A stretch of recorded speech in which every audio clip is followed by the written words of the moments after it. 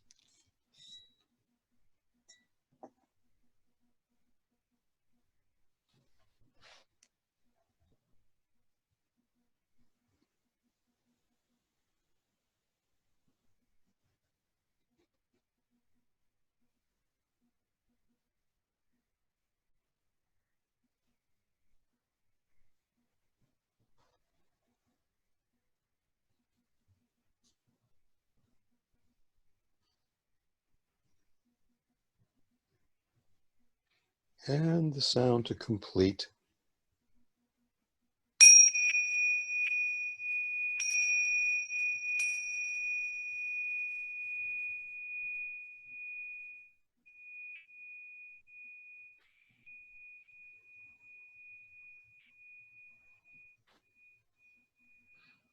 That clears the air. It certainly did. Cleared my sinuses. So I should mention that our guest tonight, Gary Gach, is an author, translator, editor, teacher, and poet living in San Francisco. And his latest book is Pause, Breathe, Smile, Awakening Mindfulness When Meditation is Not Enough.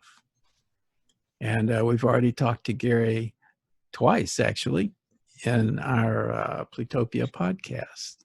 And Gary, very happy to have you with us tonight for the live stream. Happy to be here. Thank you. I wonder why they started using, I mean, that's probably a very old tradition, the bells. Using a bell to open a meditation and close a meditation. I've heard a lot of variations too. And now you can get meditation apps that have a lot of like bell sounds.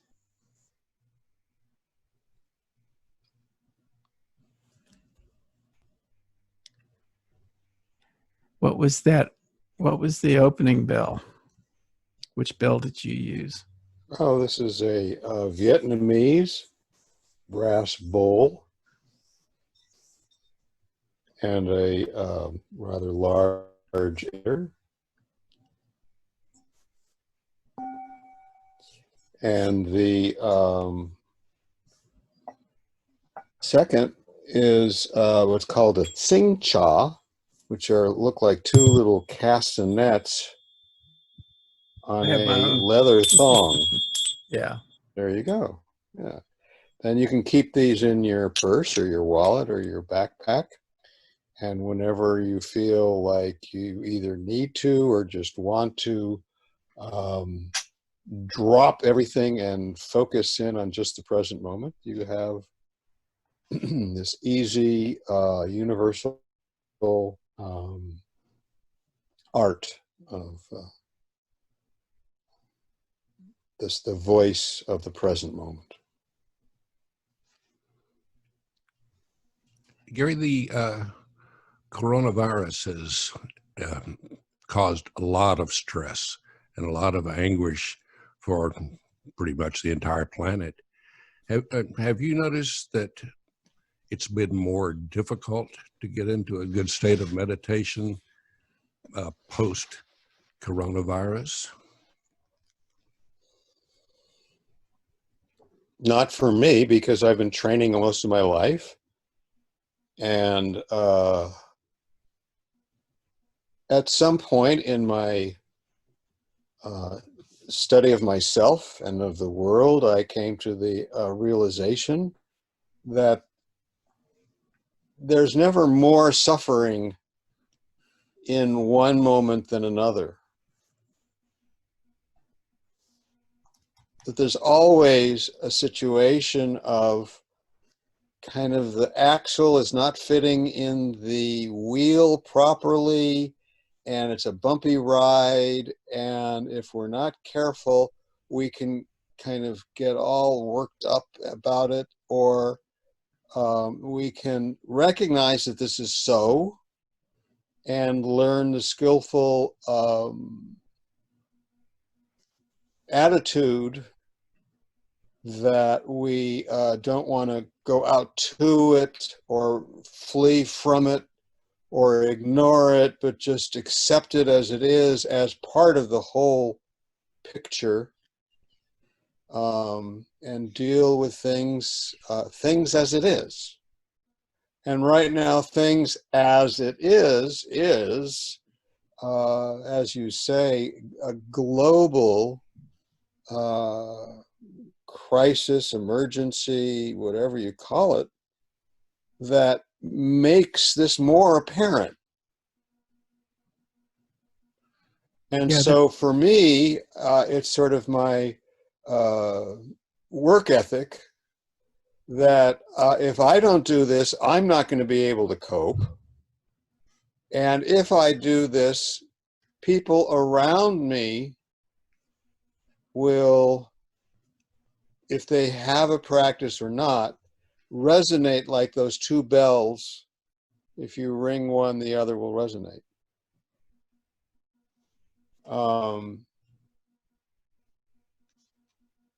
So your practice. I'm not trying to virtue signal. It is what it is. So your practice, it's ghastly. It gets worse every day from our perspective in America, I think. What were you going to say? I'm sorry. I'm just interrupting, guys. Well, your practice actually has a positive influence on those around you. Is that what you're saying? Well, how can it not? My postman likes to stop and talk. He'll talk with anybody, but he likes to stop and talk with me, and strangers, friends, family.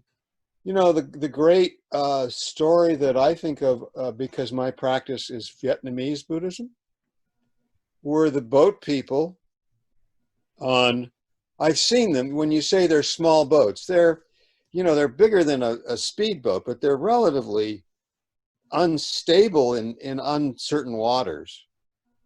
And they'd be out crammed to the gills in a boat.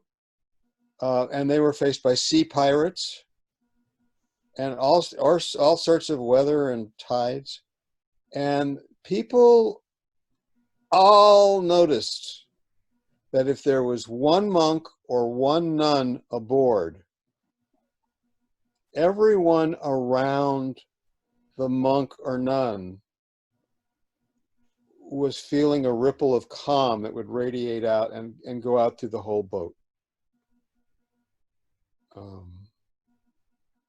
And I know that to be so. So that's the way I can explain it. That's a good influence, because we've all encountered the opposite people, like me 50 years ago. Yeah, me too. I was just a wave of bad influences, and fortunately, I got better. But I encountered those people living out in the countryside who are less than mellow and mindful, and don't mind sharing that unmindfulness, I guess. So, is that a word? And it can really bring you down, no matter how good a mood you're in. You encounter these negative folk, and there goes your day. And then I have an insight to share, which helps me. I just, all I know is my own practice. I've realized that the difficult people in my life are unable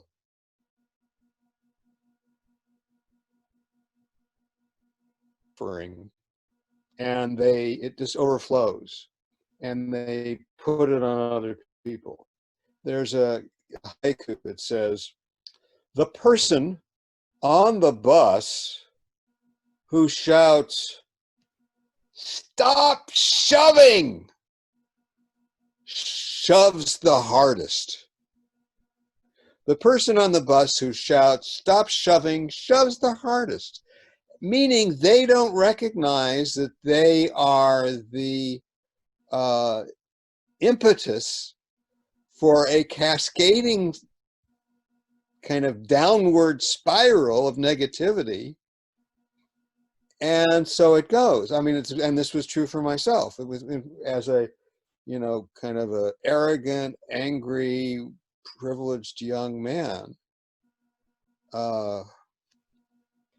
And in recognizing and deconstructing and breaking that down and understanding it and befriending it and finding a better way.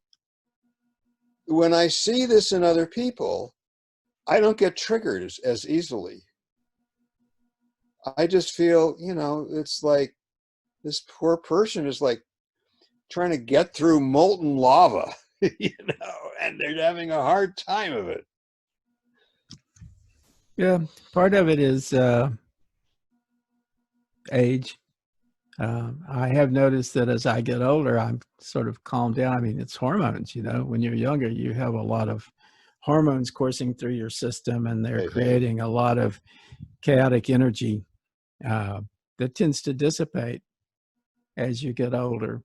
And I'm finding that it's much easier now for me to be mindful and calm than it was, 20 years ago or 30 years ago or 40 years ago.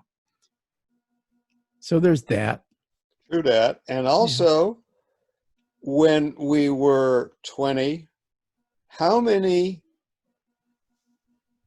human beings were modeling this behavior for us? And today, how available is something called mindfulness in schools, taught by people who themselves, they have to walk the walk to talk the talk, which I think is and I participate with 20-year-olds in a group, and boy, they have I'm studying with them because they know quite a lot now. Yeah, they can teach you a lot. It's not that they're 20, it's that they, that they're using all that energy in positive, discerning ways for themselves. Yeah, I have found that they channel their energies in ways that I was unable to when I was at that age. But I was actually pretty fortunate. I sent a poem to Allen Ginsberg, and I wrote him a letter, and it was full of complaints about my life. And he wrote me back and said that he really liked the poem. And he said he wasn't so sure what he thought of the letter, but he suggested, that it was he referred to it as Peter Pan yak, adolescent dribble. Brilliant. And he suggested that I try dhyana meditation. And I knew a little bit about Buddhist meditation, and I had read Alan Watts and D.T. Suzuki and some of those resources, but he really set me on the path. He really made me more serious than I had ever been about approaching meditation and approaching Buddhism, and trying to understand my own mind better. Without that, I probably would have had an even crazier life than I did. But even with that, even though I had some good guidance early on and did meditate, uh, I mean, when I remember when I first sat in meditation, did my first zazen, and my mind was like, I don't know, it was like a cart full of monkeys rolling down the hill. It was just crazy and chaotic, and I didn't believe that I would ever be able to find any kind of stillness. But you learn to accept your thoughts and pay attention to your thoughts and let them come and let them go. And eventually, you know, after you do it for 40 years or so, you start to slow down a bit and get a little more still. Yeah, my introduction to meditation was a long time ago, and when I moved to Berkeley, and I had the good fortune of encountering this woman. She was sort of my earth mother. Uh, she was a nurse that had become fed up with medical care, and that's a spam call coming in now. I should have quieted the phone, but she saw that I was just totally whacked out. You know, I was 20 something and going in 20 something different directions. And she explained to me about just some basic meditation about why don't I try this? And it wasn't any detailed instruction, but she demonstrated to me what she did. And, you know, I learned the lotus position and all the stuff. And I thought, well, this isn't going to work. And at first it didn't. I mean, I also had a brain full of monkeys, and I think they were rabid. But as time went on, I suddenly realized that I was able to slow down. And over the years, I'm not an everyday. My life doesn't allow me to get meditative every day, but I try. But I found that at this point in my life, it's very easy to clear my mind. I don't know if that is the result of the meditation or advanced onset Alzheimer's. I don't know. It could be 50-50. Could be.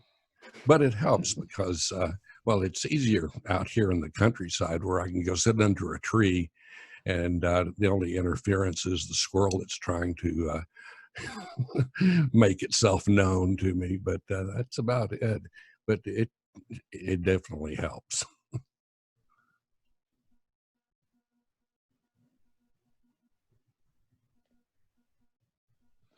It's interesting what you were saying earlier about I don't know, the axle that fits badly, I guess. I mean, in Buddhism, there's this word dukkha, which is interpreted often as suffering, but I think one of the original meanings of that was you had this kind of axle hole for a wheel that is a bad fit. That's right. So you got a bumpy ride. And you don't want to go the wrong way on a one street in that kind of a setup. Or you're sure to, have a sudden car crash illumination. No, that's the origin of the word dukkha, which is translated from stress to grief and everything in between. I like the idea of the jogger's mantra for it. Pain is inevitable. Suffering is extra. And dukkha, that wonkiness to the essential nature of things, is where we're adding on or trying to take away or trying to not even deny it. instead of just recognizing it is for what it is. And so when people say, oh, Buddhism's all about suffering, I don't want to know about it. Well, that's not true. It's about nirvana as the remedy for needless suffering. It's when you understand that suffering, you understand simultaneously it's needless, and that if we just like let go of it or aware of it, embrace it and go beyond it, that we have so much greater potential for a happiness that we've ever thought of before.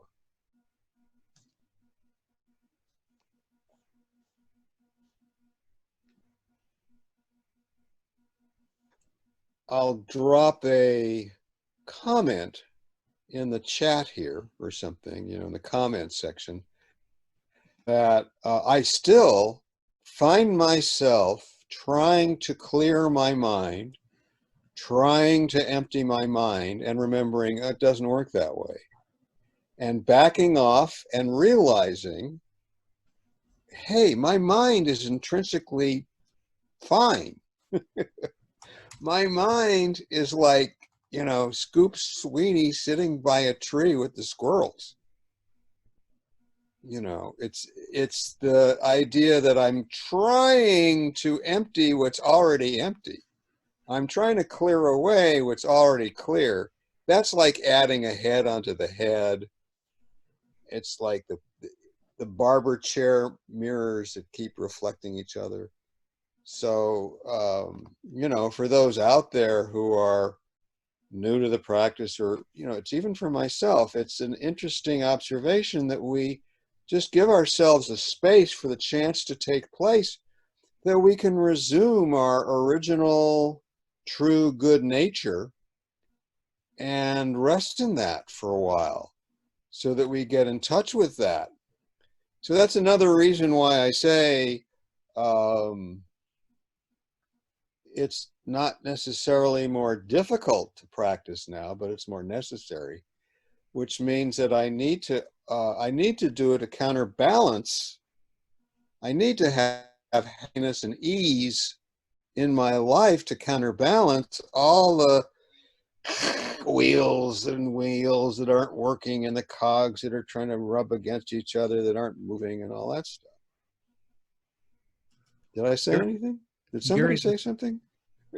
Let me ask you a question. Before we went live, we were talking about some of the insanity going on in Washington.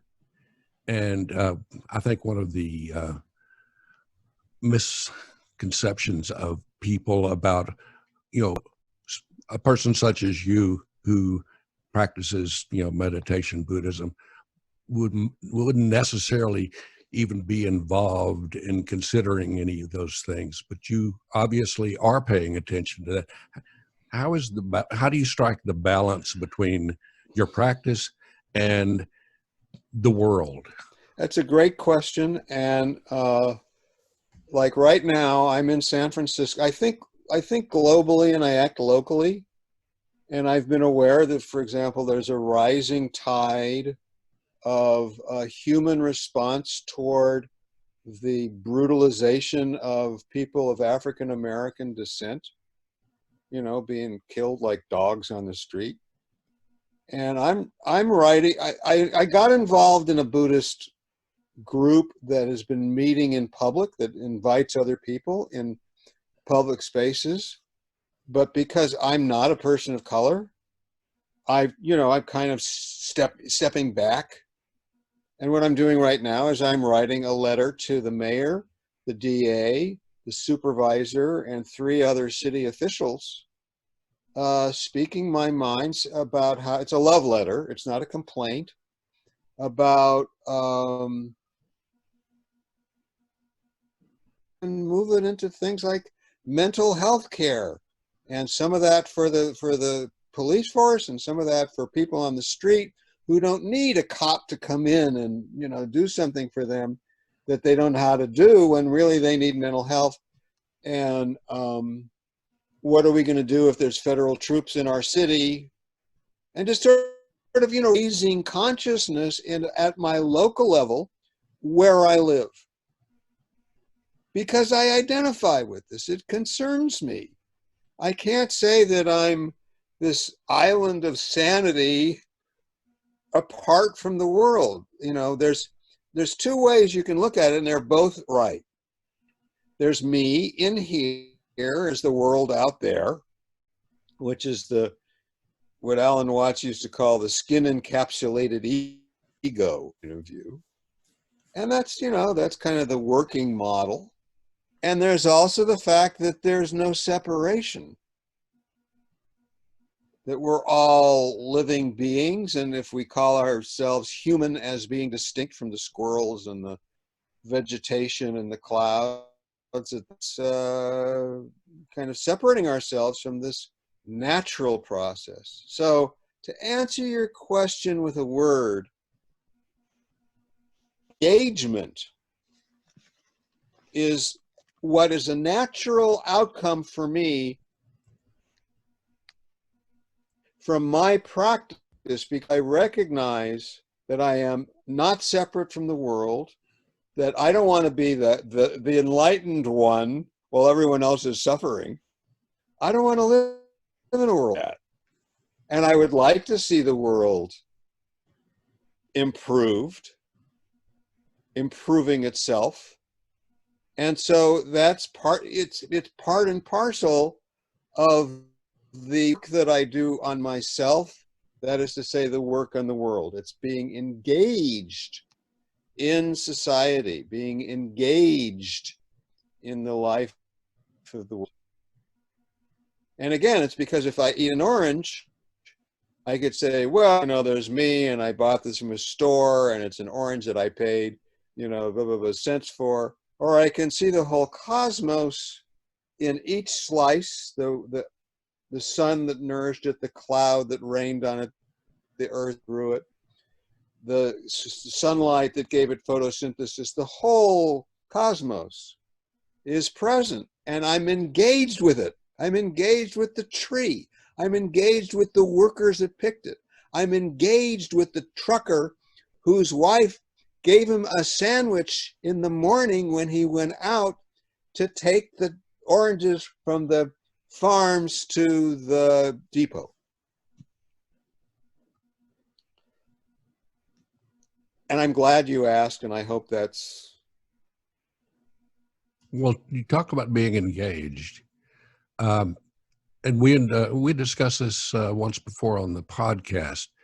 Some practitioners of Buddhism have become more than a little engaged, particularly the warrior monks of Japan. And I don't know if that is really an accurate description of them, but they were very activist in their practice. Could you dot the I in warrior monks of Japan? Well, give me a for instance. Well, I believe you had to explain that they had tried to intervene with the Japanese government around the time of World War II. Yeah, because but there were other in the feudal period. There were monks that were more, martial in their practice.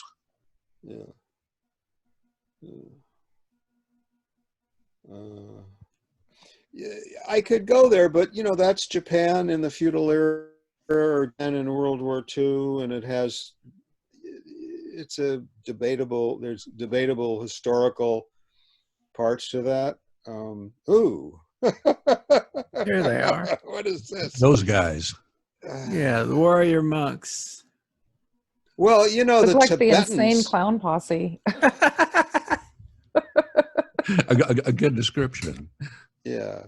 Tibetans were the front line in the U.S. war against Afghanistan, or the war in Afghanistan. Tibetans are warriors, people. And there's a concept of doing Dharma combat where, you say, is that flag moving?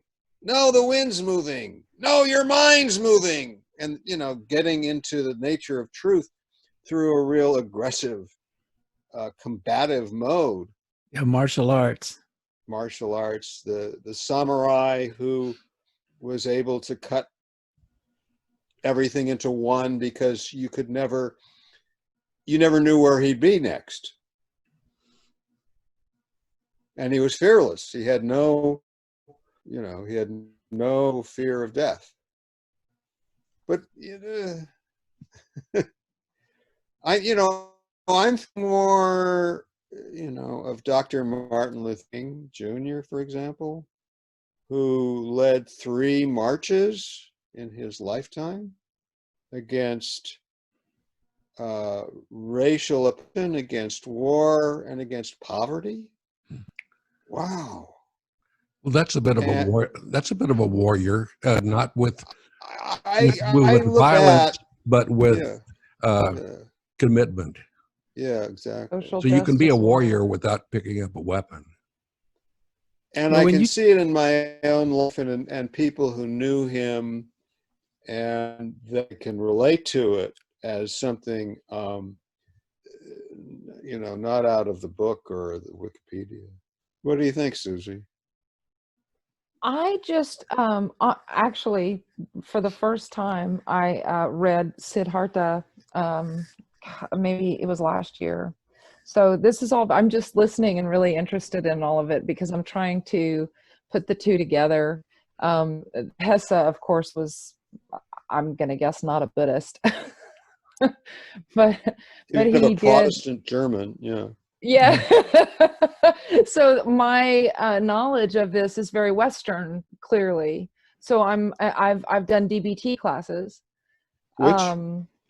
DBT, the dialectical behavior therapy, which I believe is a mindfulness technique. Is that right? Am I right about that? I don't know. I'm writing down. It's a dialectical behavior therapy, and I wish I could remember that man's name. He's a Thich Nhat Hanh, I believe is his name. Yes. And he writes a lot of books about the mindfulness that they use in the westernized DBT classes. And they use his teachings in that, but it's very westernized. So again, I just don't know very much about it except for those experiences. So I'm fascinated. Well, your experiences will always be Western. Yes, they will be. And but Western Buddhism is. I was going to say Western Buddhism. This is why I was talking about the samurai I was just saying Western Buddhism is evolving to become something kind of different from Japanese Buddhism or Tibetan Buddhism. I mean, originally Japanese and Tibetan that's right. Teachers brought Buddhism to the U.S., but with the understanding that in the USA, something different would evolve over time. And that does seem to be happening. And one of those is Thich Nhat Hanh, who you mentioned, Susie, and I know Gary's very familiar. In fact, Gary, you are connected with Thich Nhat Hanh, aren't you? That's a fact.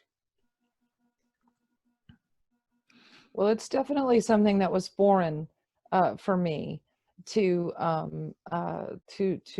be mindful. That is not something we learned in school. In public schools, I don't know what they learn in private ones, but I know that in public school, all of your time was to be accounted for. Gosh darn it, and you better be thinking about the future and what college you're going to go to and what job you're going to get, and is it a better job, and it's always something more. So there's no mindfulness. I don't think that's part of the Western culture, or at least American culture.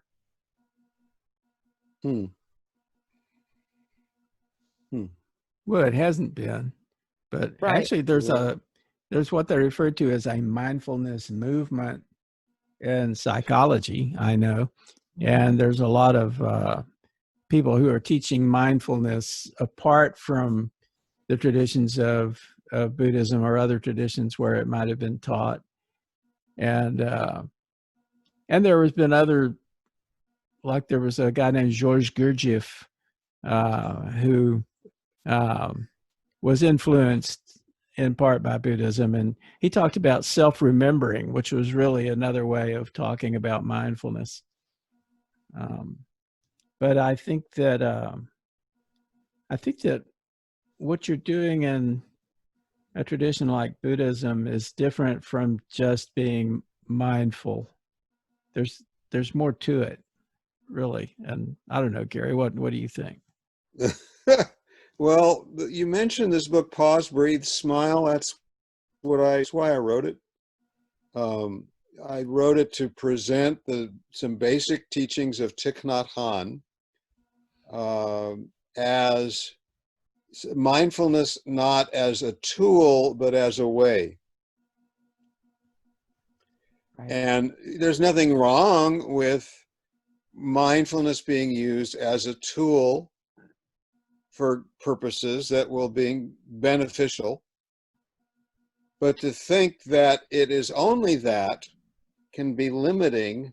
It's sort of like you take a plant out of its garden and you put it in a pot, and you don't realize that it has a symbiotic relation with little caterpillars and the soil and so forth. And so that's why I wrote. That's the kind of the hidden story. I don't even think I say it in the book for writing Pause, Breathe, Smile. So thank you, Jon, for bringing that up.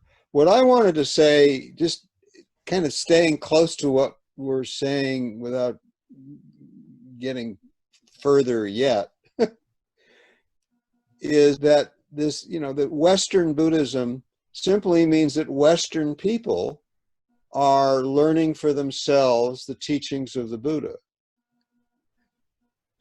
And when you understand the teachings of the Buddha, you don't understand them as a Chinese person unless you're Chinese, or a Japanese person unless you're Japanese. And in every country that they arrived in and were studied and developed, the basic teachings, like being in the present moment and understanding the natural ethics of living this way, and the wisdom tradition of the impermanence, interconnectedness, and selflessness of life, that these things are available to anybody, and that you don't have to give anything up. You could be a Christian, a Jew, a Muslim, an atheist, a Cherokee, or whatever, and that it's ultimate. And I wanted to make this point that it's really interesting that it isn't something external that you get anywhere, that it's not on a shelf, it's not on a website. It's a way of being and doing in your own life, for seeing for yourself, so that when that becomes true for you, that you verify, yes, I know I'm breathing in. Yes, I know this is an out breath. Yes, I've noticed there's a space between my out breath and the next in breath where there's nothing. And so it's a different way of doing science. It's a different, because you're including yourself in the studies. Then you, as an individual person, come alive within Buddha. Buddha comes alive within you. And if your background is Western, then that's going to be Western Buddhism. And you may go to Thoreau and read Thoreau a little more, or Jack Kerouac, or J.D. Salinger, or Emily Dickinson, or people who kind of resonated with some of these philosophies as they came to America early on, or the people who are, many people who are teaching today, who are American, who are European Americans, and they've made this real for themselves. So Norman Fisher, he kind of talks with a Jewish New York quality. Peter Covey talks with a kind of a different Jewish quality. Gil Fronsdal. Gil Fronsdal is amazing. You know, Yeah. I mean, we have so many amazing Western teachers who hardly you don't have to reference the script words, except maybe to just, okay, that's, it's a word that's maybe unique in that language, but I can understand it for myself. And you don't need to relate it to Jesus or Moses or whatever, but when you understand it, you'll see the connections. And then you might find that if you are a Christian or a Jew or a Muslim or Cherokee, that it might instill even greater benefit for your own roots. So that's why I say we could look at it in different levels of scale. And I always start with the individual, and that scales out into Plutopians and Austins and Texans and Americans and beings and mammals and vegetables and all beings. And that's true on all levels of scale.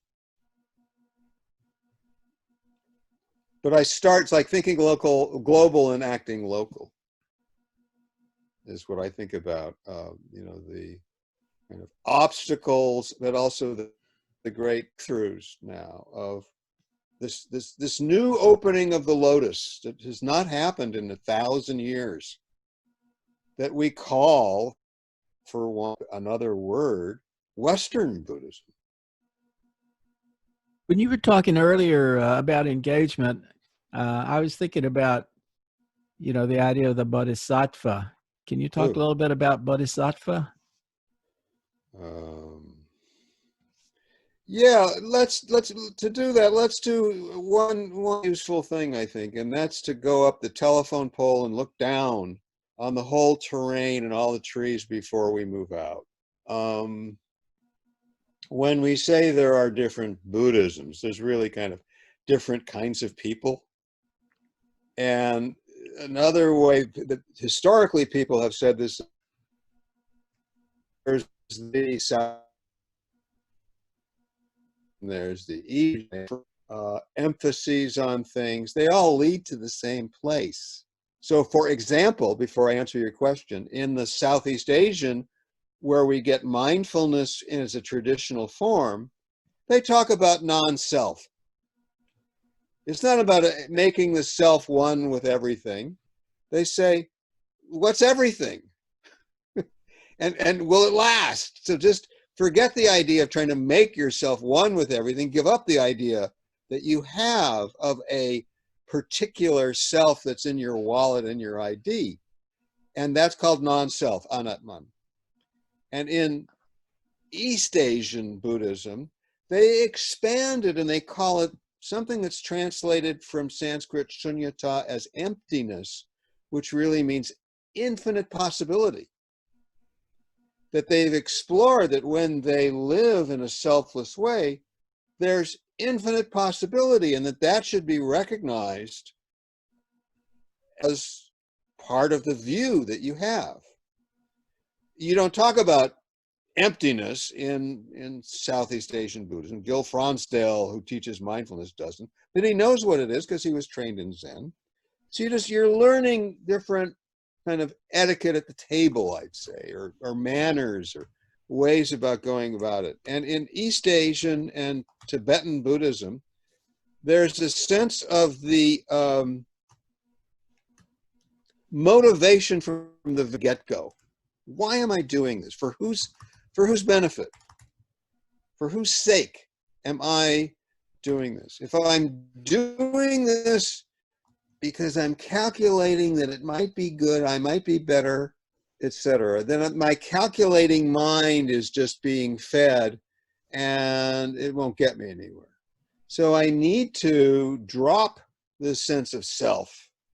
And when I drop this sense of self, I recognize I'm bound up with other selves, this intersubjectivity that we know as being human. I know when it's warm, I know when it's cold, you know when it's warm, you know when it's cold, each in our own way. We share from our own personal point of view this intersubjectivity. And the Bodhisattva says, well, I ain't get there by myself. This just takes too much for just me to do. I'm recognizing that I'm like this little ant on the edge of a huge lake. And now I can see that the lake, even though it's reflecting the clouds and is still, that there's a current underneath, that my mind can be like a barrel of monkeys. And I need more than myself to this. And I'm going to not only rely, but dedicate myself to learning with others, be awakened together. And so I don't want to attain complete, perfect, eternal enlightenment until everybody else does. And Well, I put make together. sure, even if it's like handing out life buoys on the Titanic, this is my description. You know, there's the Protestant work ethic and there's Buddhist work ethic. And the Bodhisattva vow is the Buddhist work ethic. This is why, you know, I do it from the very get-go, because I recognize that my inner tangle and this outer tangle are intertangled. And to deal with one is to deal with the other. And just to dot the I, to go back to the traditional mindfulness of Southeast Asian, where you really have to do it for yourself first before you can go out and help others. Otherwise, you're just going to impose your own kind of warped sense of truth. They still recognize that once you do that, once you kind of get the picture, which you can do, it doesn't take lifetimes to get, that your next calling, because you're selfless, is to be giving back in society in whatever ways, as you know, your livelihood will enable you to, and whatever extra things call you and call your attention, so that attention is aware of it in yourself. Aha, if I'm aware of it in myself, it's something in the world too, and so I have that calling. So Bodhisattva has vows that go something like, beings are numberless, I vow to awaken with them. Delusions are countless, I vow to end them. Dharma gates are infinite, I vow to enter them all. The Buddha way is unsurpassable, I vow to become it. And when you make that vow in the morning, when you get up and go about your doings, it's a revolution. It changes everything. I love that explanation. Thank you. And Good question. Nice. I've never heard it explained as well.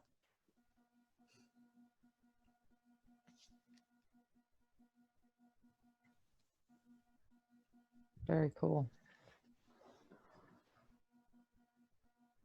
Well, Well, so if it's really somebody was left me going to, speechless. if somebody was going to begin to learn and teach themselves about this, and they were someone, say, like me, who is familiar with Hermann Hesse's version of Siddhartha story, what would you suggest that I do? Would Thich Nhat Hanh be a good starting place? Where should I start? I tell people, if there's a Quaker American Friends Service Committee gathering in your neighborhood, go there. Quakers and sit are in great. silence with a bunch of people who don't tell you we're lighting the incense because, and when you hear this bell, it means, and there's no sense of anything but just a bunch of people sitting together in silence, and feeling that presence together without any ritual or name. That's what I say. And I could be wrong because, you know, American Friends Service Committee groups all vary. You know, some are really good at their, you know, the sitting part, and some like it's like always somebody who gets up and talks, you know, Yeah. and testifies. You know, but I would start there, just so you get a sense of it without any, you know, bells or scents, no, anything like that. And the Right. next thing is I would, starting with where you are, look around like a bee at what gardens there are where there are other people who are practicing, and they generally will have a instructions for beginners, because everybody's always a beginner. And if you're interested in my teacher, Thich Nhat Hanh, I will, through good of the internet, post how you can find the groups in Austin or wherever you are, because we have, you know, thousands of groups around the world, and they That would be generally great. do a good job, in my opinion, of sitting and walking and sharing with other people, and, you know, That would be and wonderful then to Yeah, have yeah. those Just links. for Austin, I'm sharing right now on screen the website for Appamada, which is an Austin Buddhist community, and that's one place that you could check out. And they have quite a bit of information on here, and they're doing a lot of their, well, pretty much all their stuff online now. Joko Yeah, Beckins.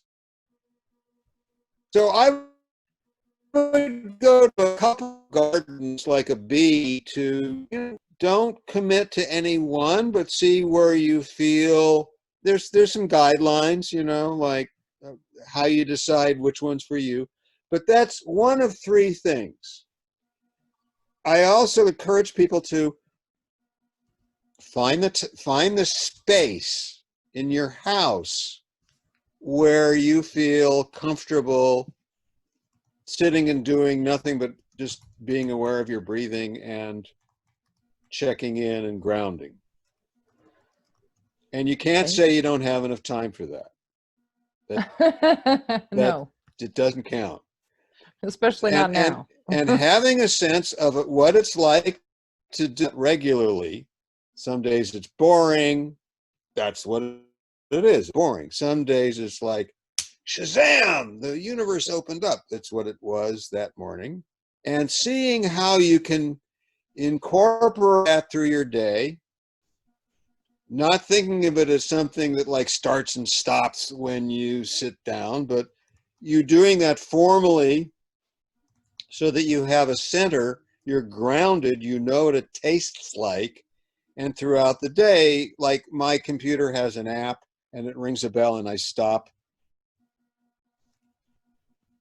9 times out of 10 and give up whatever I was doing or not doing, and I just in and out a couple of times, and then go at it again from a less busy point of view. Right. So there's the seeing how you can make this a home practice. It's like, you know, when you're washing the dishes and you're informally and formally, and how that balances out. Finding a group, because a group is so, in my group, walked in the door, I didn't say anything. There was like 8 to 12 people doing something that everybody who was new said, oh, I want to do this. And they would sit down. And we weren't doing anything. We were just sitting, but like we had a group vibe. I would sometimes say something, I'd I kind of riff because I could tell that somebody was coming. You know, you get psychic. So so the community is really strong. And then the third thing is, to the degree that you can set aside time, finding what is traditional in Western culture is a Shabbos, a Sabbath, a day off where you sit, you walk around a little more, you sit some more. You might walk around a little more, you sit some more. So if I sit for 40 minutes and I'm getting insights are coming to me, things are coming up, deeper qualities and aspects of my living are becoming more fully clear to me. And then I practice some walking, and then I sit down again. And then maybe I'll, do there's various things you can do throughout a day besides sitting. But having an extended practice is called a retreat. It's a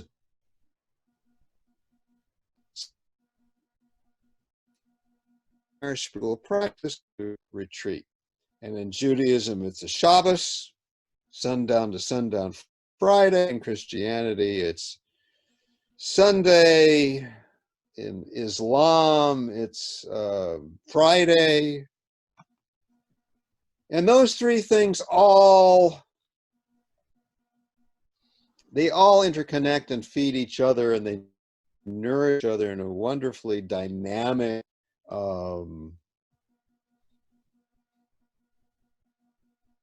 robust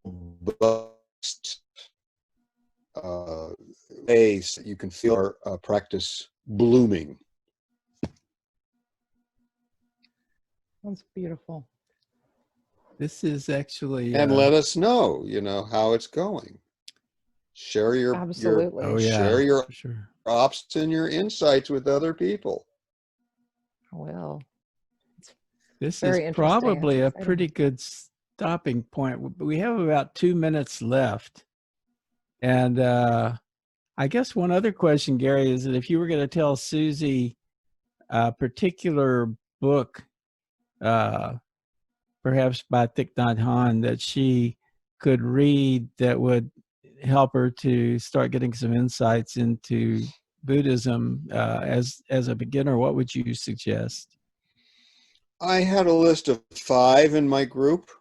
This is a man who has 70 books, I think. Yeah. And they're all exclusive, different, even though sometimes they repeat. I could be facile and say, get a blank book. But one thing I'd say is go on YouTube or go to plumvillage.org, and look at their latest replay of a talk by Thich Nhat Hanh. Because many of the books are transcripts of the talks. And even if you can't be there, where he kind of suddenly appears on your shoulder and whispers right in your ear, how did he do that? Sense of his presence. Because he says, if you think it's in a book or a website, you're going to waste your time. For books, I have to think which of the 5. Can I, along with the link to, Plum Village will also show you where to find a group in your, but I can post a link to that. And I can also post a link to the 5. Let's see if I can remember. Okay, so one is there. And this is a compilation of practices, all kinds of practices. And then you want to balance the practice with, theory and practice. He has one of the best books on Buddhist concepts called The Heart of the Buddha's Teachings, which is used in many different Buddhist groups because they all recognize it. Oh, this is a good book for our times, explaining all of these Buddhist concepts. So you have theory and practice. And then a third book might be one of his typical famous talks that got put into a book that everybody read. One is Being Peace. I like that one kind of the most. Some people like Miracle of Mindfulness, which were like letters to activists. The Sun in Your Heart. So there's those three. So there's three. I could probably think of two other kinds of books, but I, keep it. Well, and remarkably enough, we are actually out of time. And Gary, thank you very much for joining us tonight. This has been a wonderful conversation. Thank you. Thank you, Thanks, Jon. Gary. Scoop, Susie. Okay, off we My go. pleasure. Wonderful to meet you. Awesome. Bye, y'all. More to come. We'll see you.